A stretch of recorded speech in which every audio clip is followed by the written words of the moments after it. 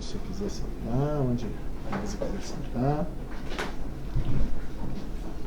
O Felipe é o nosso assessor de comunicação do Patriota, também um grande amigo conservador, focado nas pautas que a gente tanto tem interesse. Ele é um gigante.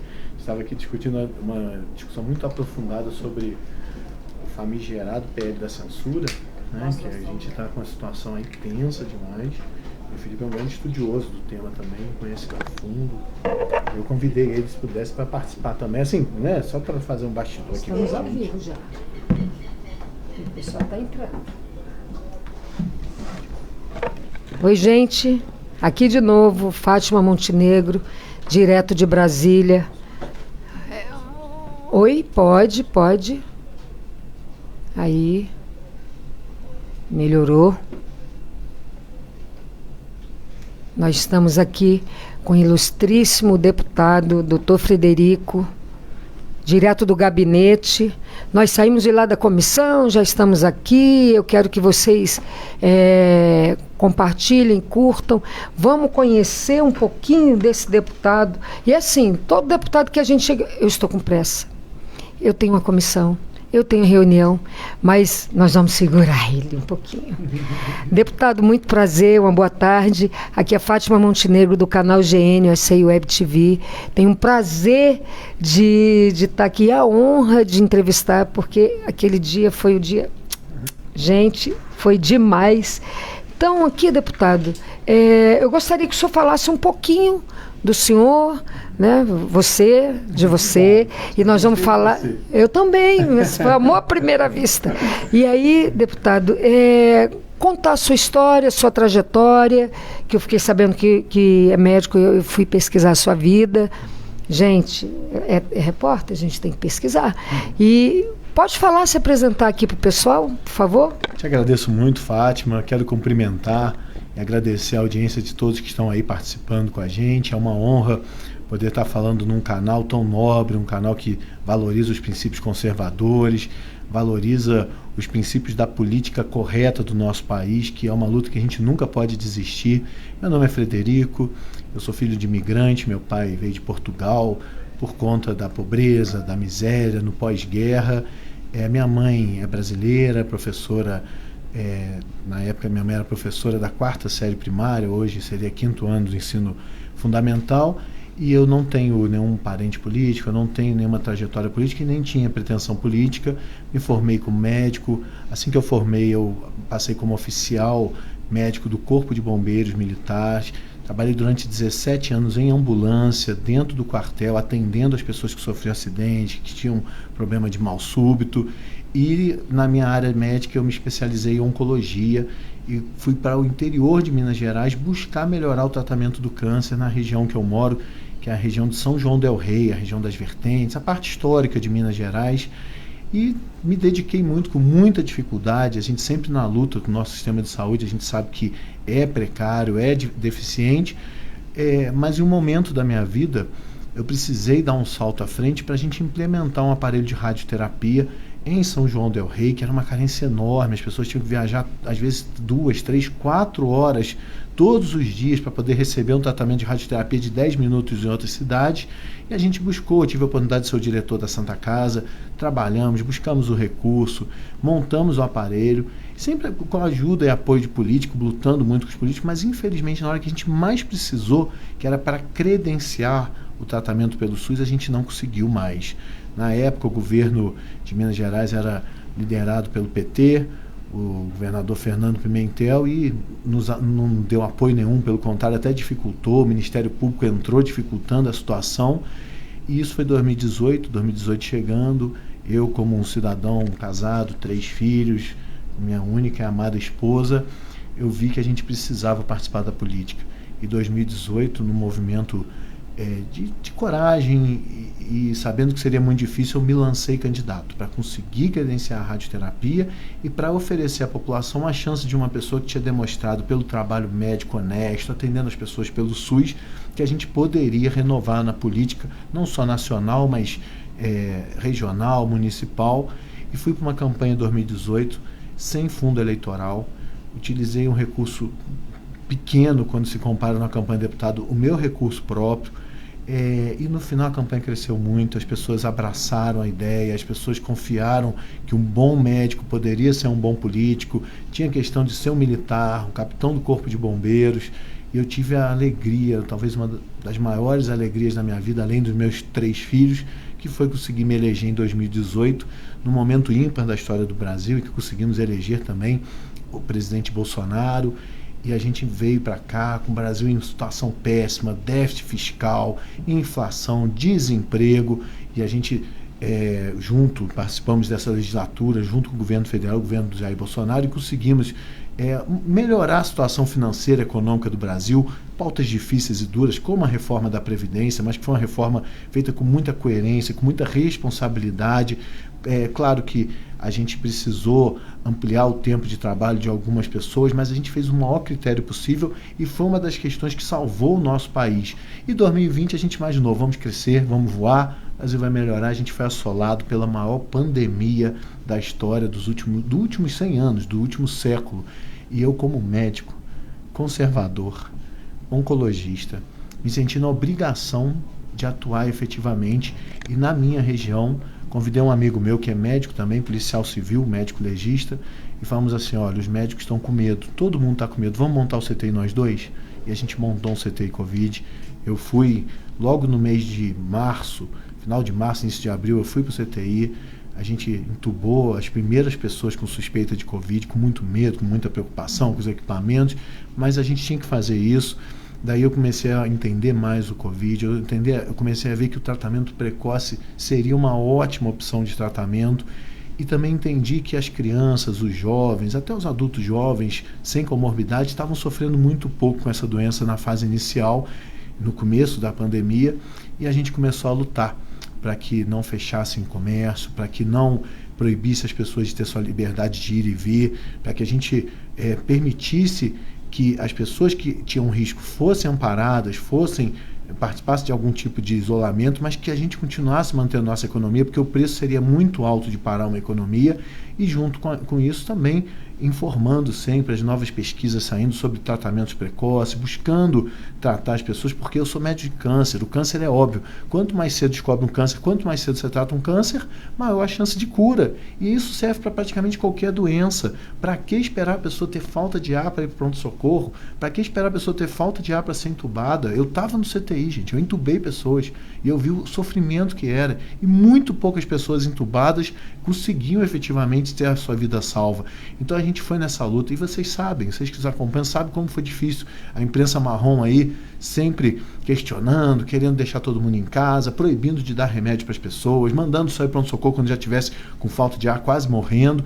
E foi nessa luta que a gente lutou como médico, como bombeiro militar, que a gente sempre vai ser bombeiro militar, uma honra, que a gente pôde salvar muitas vidas, e como um deputado da base do governo enfrentamos esse momento difícil. E depois, quando vem 2022, que a gente conseguiu controlar a pandemia, a gente voltou a crescer.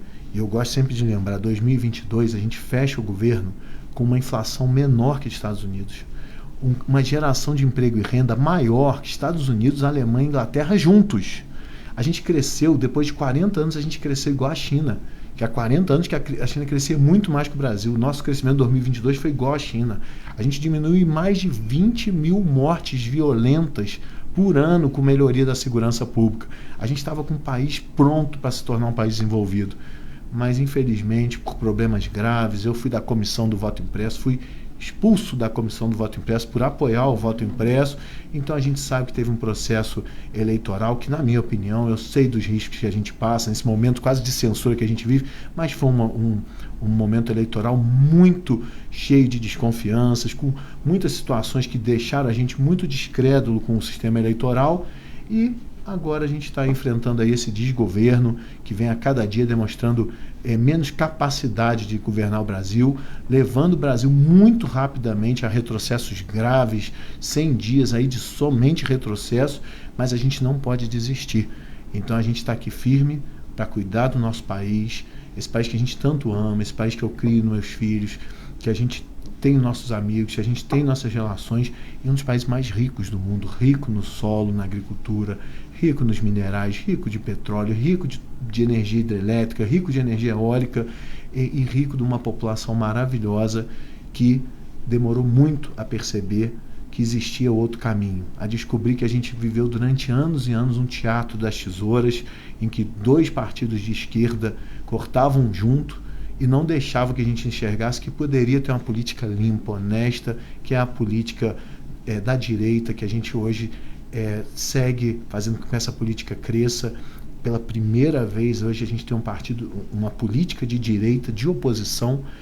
A gente sabe que tem muitos desafios, mas a gente está avançando. A gente, com muita retidão, a gente assinou imediatamente a CPMI do 8 de janeiro para demonstrar a verdade. E custe a quem custar, punir quem realmente depredou patrimônio, quem causou transtornos, mas que o governo não queria que essa CPMI passasse.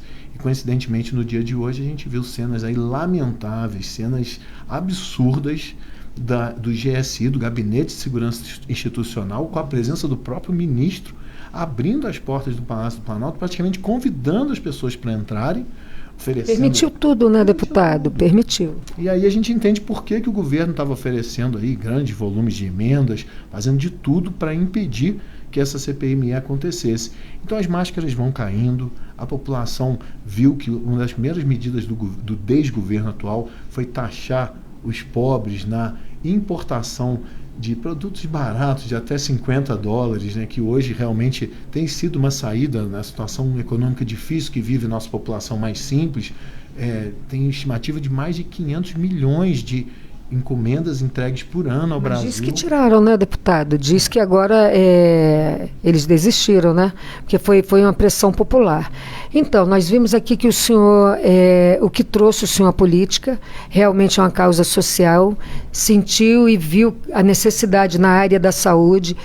Estamos vivendo hoje essa situação muito séria com os patriotas, com o povo sofrendo cerceamento, o nosso canal mesmo desmonetizado. A gente não é nem desmonetizado, porque a gente não, a preocupação não é essa. As pessoas curtem e nossa audiência não é a desejada, o que tem que ser como sempre foi. E estar aqui para a gente é uma honra, como eu falei para o senhor. Agora eu queria que o senhor deixasse aqui para as pessoas o que acontece. Eu vi dessa comissão agora, essa Comissão de Segurança Pública. Nós vimos que realmente o coronel ele apresentou um atestado, não pôde vir, ele recebeu um convite, agora ele vai ser convocado para vir depor, vamos dizer assim, né? Expor todos os fatos. O que o senhor acha, ele depondo ou não, transparente sendo ou não, o que isso pode trazer de, como é que eu digo, de esperança para essas pessoas, para todos os patriotas que foram presos? Essa pergunta é fundamental. A gente, desde o início, entendeu que foi uma injustiça feita por milhares de pessoas. Pessoas idosas, pessoas com filhos pequenos, pessoas que a gente viu em alguns vídeos, todos aí puderam acompanhar, pedindo para que não quebrasse nada, pessoas limpando o que foi quebrado, pessoas defendendo o patrimônio do Brasil, mas todos foram colocados, digamos assim, no mesmo balaio, todos chamados de bandidos, até tentaram fazer absurdamente chamar de terrorista. E a gente sempre defendendo que não era dessa forma, que deveria ter um processo de investigação individualizado, respeitando os trâmites da justiça criminal, e não foi feito nada disso. Prendeu pessoas que estavam no acampamento em frente ao exército de forma pacífica e ordeira. Isso realmente é uma forma de totalitarismo, é uma forma ditatorial de executar as situações. E aí, vocês sabem que a gente também está com muita limitação. Inclusive hoje, se eu não me engano, 15 políticos da direita foram indiciados como réu nos atos do 8 de janeiro, que nem estavam lá. Então isso é um absurdo realmente, e como eu falei, as máscaras estão caindo. Agora, o que a gente entende é que ainda falta o equilíbrio das forças. A gente sente um desequilíbrio absurdo entre o poder judiciário, o poder executivo e o poder legislativo, tentando aí, com patriotas mesmo, pessoas que estão dispostas a arriscar tudo. A gente sabe que a gente arrisca muito aqui tendo esse posicionamento, e a gente está pronto para arriscar pede a Deus proteção diariamente, mas o que acontecer a gente tem que estar disposto a arriscar. Mas o desequilíbrio de poderes está enorme. E aí a gente realmente sente a falta de uma forma de equilibrar esses poderes. A gente tem algumas ideias, tem algumas questões que a gente não pode até comentar, mas eu acho que vocês entendem o que é. Mas essas imagens de hoje foram muito fortes, muito absurdas. Elas comprovam muito que realmente houve uma facilitação enorme para que as pessoas invadissem a sede dos três poderes, principalmente do Palácio Planalto, que foi o que apareceu nesse vídeo, e com isso querer criar um estado de exceção. Em uma canetada, um governador perdeu 90 dias de mandato sendo eleito pelo povo, que é um absurdo. E hoje a gente fica com muito mais esperança que isso sensibilize a toda a sociedade brasileira, que aumente a pressão, inclusive sobre o sistema judiciário, para que ele faça realmente a justiça. E o mais importante para mim, disparado, é que essas imagens demonstram a importância e a necessidade que essas imagens integrais de todos os três poderes venham para a Câmara dos Deputados, que a gente já pediu e foi negado, que a gente possa ter acesso às imagens, porque se esse pequeno vazamento das imagens já demonstrou um absurdo desse, imagina o que mais que não tem naquelas imagens. Porque o principal é tirar os patriotas de uma punição covarde, uma punição que realmente cada dia mais se vê que é uma perseguição política. Então eles são presos políticos, é isso que eles são. E as pessoas aí que sempre tiveram a ficha limpíssima na sociedade, sempre contribuíram, que foram para suas casas, mas com tornozeleira eletrônica.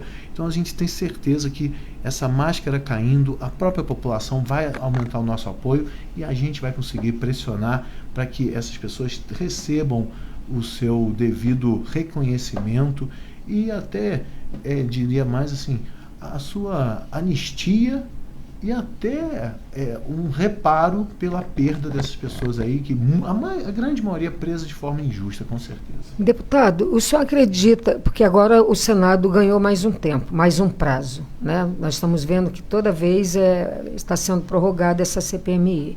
O senhor acredita que esses deputados que votaram, assim como o senhor votou a favor da CPMI, possa resistir pela pressão, desistir, aliás, pela pressão? Olha, a gente realmente entende que foi conseguido um número excelente. Até a última vez que eu vi, 193 deputados assinaram, 37 senadores, enquanto precisavam de 171 assinaturas de deputados.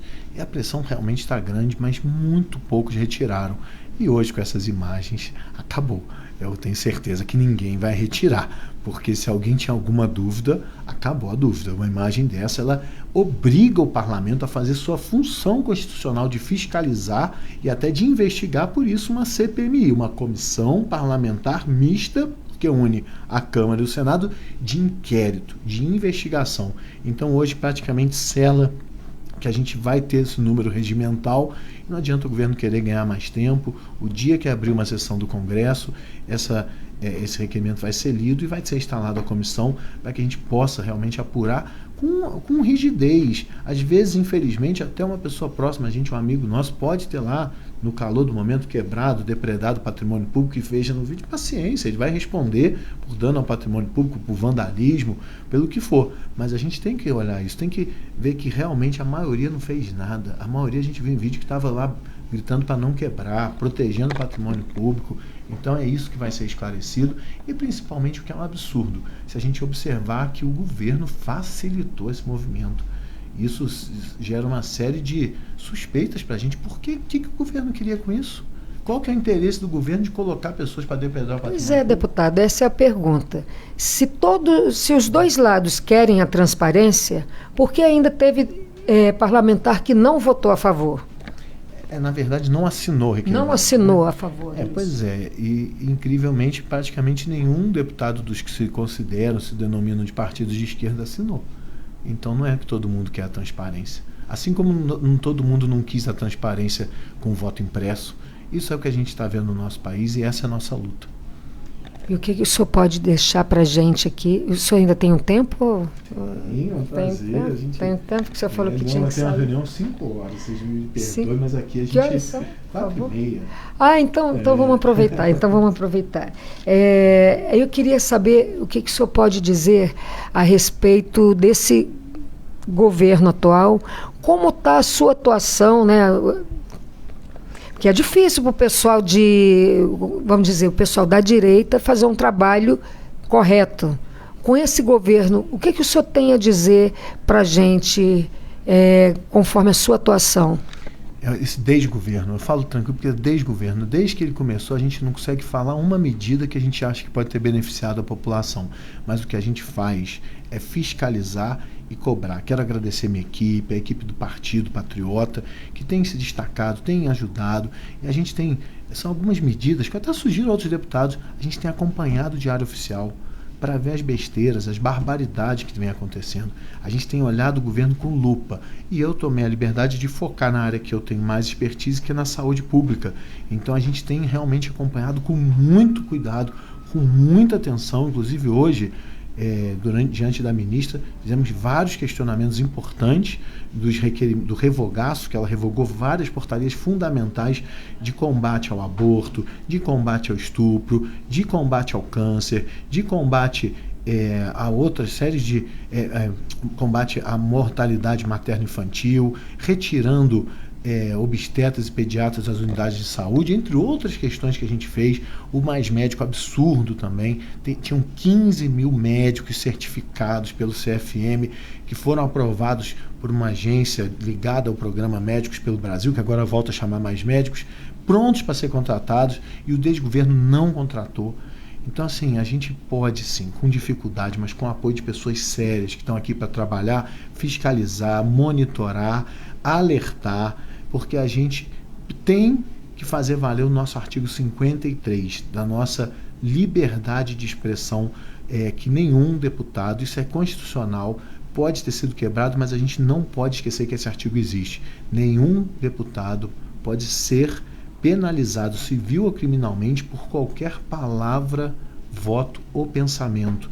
E é essa nossa liberdade, junto com nossa estrutura, para tentar fiscalizar o governo, do qual estou focando mais realmente na saúde, mas sempre participando de todos os temas. E vemos aí o absurdo que é a invasão das terras pelos sem terras, e tantos absurdos acontecendo, mas a gente está aí, um grupo grande que está se organizando, que está realmente se desenvolvendo, aprendendo a lidar com as dificuldades, com as cascas de banana que a esquerda sempre deixa para a gente, mas a gente está vendo o resultado, e esse resultado ele se traduz de demonstrar à população como que esse desgoverno iludiu e enganou principalmente os mais pobres, e agora eles estão vendo com a taxação que o governo voltou atrás, pela pressão da oposição, pela pressão da imprensa conservadora, pela pressão dos canais que demonstraram o absurdo que seria taxar esses produtos que na maioria das vezes os mais pobres consomem. Isso já foi uma vitória. O governo recuou, assim como recuou em outras questões em relação às escolas de... Eles não estão com muita base, né, deputado? A base deles está bem enfraquecida.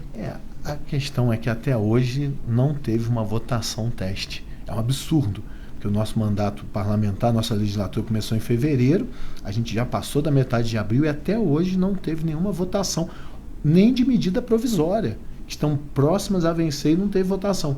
Então a gente não sabe realmente precisar o tamanho da base de governo. Mas o da oposição a gente tem a certeza que são 193 que assinaram essa CPMI, e eu acredito que outros agora não vão poder assinar porque já está protocolado o requerimento. Mas outros já estão mandando ofícios aderindo ao requerimento. Entendeu? Então, assim, a base de oposição ela vem aumentando pelo trabalho da oposição e pelos desgovernos aí, pelas medidas absurdas do governo que a população está vendo, e o resultado está aí. Pesquisas e mais pesquisas demonstrando uma queda abrupta, muito rápida da visão do desgoverno pela população. Deputado, eu tenho duas perguntas. Dentro do que o senhor falou, eu já ia tocar a diferença das invasões. Existe essa invasão do dia 8 e a invasão dos sem terras, do MST. Aí há órgãos, inclusive terras públicas, né? Qual a diferença dessas duas invasões? Eu digo criminalmente, eu não sei pela lei. E a outra pergunta eu vou deixar o senhor responder essa primeiro, senão vai ficar muito extenso. Assim, a gente aqui joga com a verdade. Acho que a direita tem que passar credibilidade. Então a gente não está aqui para lacrar, para ganhar. A gente tem que pensar que a invasão do dia 8 de janeiro foi muito séria, porque invadiu os prédios dos três poderes. E os prédios dos três poderes representam o coração da administração pública brasileira nos 3 poderes, como é falado. Então essa invasão foi muito séria, por isso que ela merece uma CPI para investigar e realmente descobrir os culpados e punir os culpados, seja quem forem. E a gente tem visto aí que pode ser culpado dentro do governo. Tá? Mas é muito sério, assim, a gente precisa ser bem coerente com isso. Invasão dos 3 poderes é inadmissível. Isso não pode mais se repetir. E tem que ser apurado, e tem que ser fiscalizado, e tem que ser punido os responsáveis. Agora, a invasão de propriedade, seja ela pública ou privada, é crime. É crime, está na Constituição, está no Código de Direito Penal. Quer dizer, é crime. Crime é crime. Crime tem que ser tratado com polícia, com justiça e não com tolerância de um governo que leva um líder do movimento que está invadindo as propriedades para passear na China, provavelmente às custas do imposto do trabalhador brasileiro. Isso realmente é mais um sinal. Eu queria ter alguma coisa boa para falar, mas eu não consigo desse desgoverno. Infelizmente, a gente busca, né? Por exemplo, o piso da enfermagem, que foi um trabalho do parlamento, com apoio do presidente Jair Bolsonaro, que sancionou o piso, destinou os recursos dos fundos, foi bloqueado pelo STF, e agora o governo podia fazer uma medida provisória e começar a pagar esse piso. Aí ele faz um projeto de lei, enrola mais. Então, assim, a gente quer realmente achar alguma coisa boa. Eu vou assim, terminar essa resposta. Eu não quero mal do Brasil, não, mas não quero mesmo. Eu estou olhando o seu olho, eu não quero mal do Brasil. Eu não quero mal para o futuro dos meus filhos, para o futuro dos seus filhos, dos seus sobrinhos, dos seus netos. Não, e talvez eu esteja errado na minha avaliação. Talvez isso ainda vai dar certo, que para mim vai ser incrível. E aí eu até vou me sentir obrigado a sair da política, porque se essa confusão que estão fazendo der certo, realmente eu não entendo nada. Mas a gente não consegue ver, estudando, com coerência, buscando nada que a gente veja para levar o Brasil à frente. Só retrocesso, só caminhando para um comunismo, para um totalitarismo, para uma ditadura. É isso que a gente vê hoje no Brasil e isso dói o nosso coração, mas a gente está aqui lutando com coragem, sabendo dos nossos riscos, mas não vamos esmorecer, não vamos nos entregar, não vamos desistir. Deputado, e esses tratados que o Brasil, esse governo tem feito com a China, que isso tem causado uma preocupação muito grande nos brasileiros, tanto nas terras lá na Amazonas, essa entrada aberta para os povos, né, para as pessoas, para o exterior. França, Alemanha, a própria Polícia Federal, junto com a China, junto com o exército da China. O que o senhor tem a dizer isso? Porque realmente isso é assustador. E o que o parlamento pode fazer para que isso não tome uma proporção maior? A gente está deixando de ter uma soberania nacional. A gente está deixando de ter um país soberano e eu realmente acredito que as pessoas têm o menor interesse em preservar as árvores tão importantes da Amazônia do que procurar o que tem embaixo da terra. Porque é de ciência de todos, grandes reservas de minerais, de metais preciosos na Amazônia, e a gente muitas vezes entende que o caminho que estão buscando é ter acesso a esses minerais e outras riquezas da Amazonas. E o que nós podemos fazer realmente é manter a vigilância, é cobrar. Vou dar um exemplo aqui, a gente também já participou de um projeto de lei para proibir o BNDES, o Banco Nacional do Desenvolvimento, de emprestar recursos a países outros que estejam em dívida com o nosso país. E tudo bem, uma operação bancária num país de confiança, e se ela tiver a margem de lucro, for uma operação negocial, mas não tem lógica o BNDES emprestar dinheiro para países que já deram calote no nosso país. Isso é uma das medidas assim, eficazes que a gente já está trabalhando pela aprovação. E realmente está atuando, eu não participo da comissão, mas a gente apoia a Comissão de Meio Ambiente e a gente tem parlamentares aí muito envolvidos na questão de fiscalizar as ONGs, essas ONGs que no passado levaram muito dinheiro público e agora estão com esperança de retomar essa festa do dinheiro público também. Essas ONGs precisam de ter fiscalização, se fala até em CPMI das ONGs também. A gente tem muito trabalho, muitos atos para fazer, mas o importante é que a gente tem consciência do que estão querendo fazer com a Amazonas especialmente, que é entregar ela para as outras nações. E essa ligação do Brasil com a China, a gente tem que lembrar que a China é o nosso maior parceiro comercial.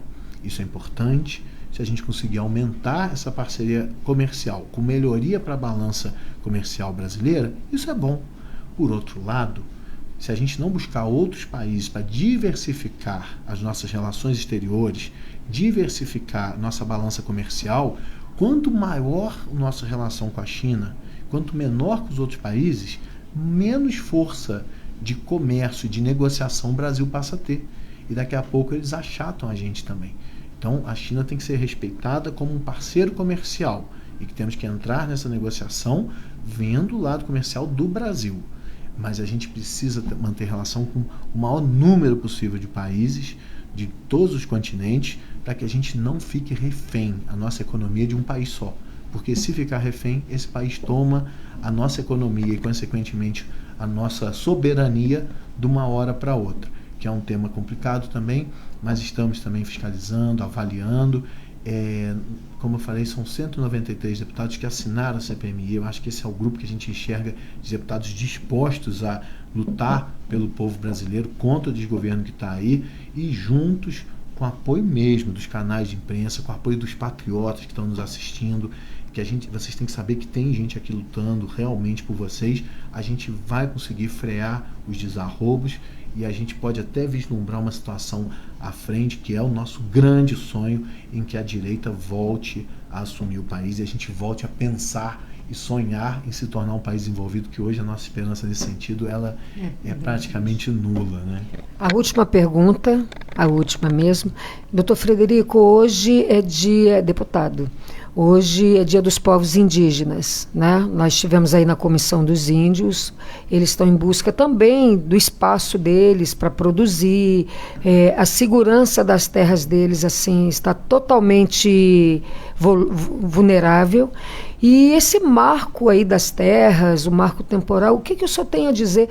O que pode, os parlamentares, né, que estão aí na luta, o que pode ajudar os povos indígenas para que eles não percam a terra deles e eles tenham direito de produzir? Os povos indígenas, os povos originários, eles precisam, merecem e devem ser cuidados.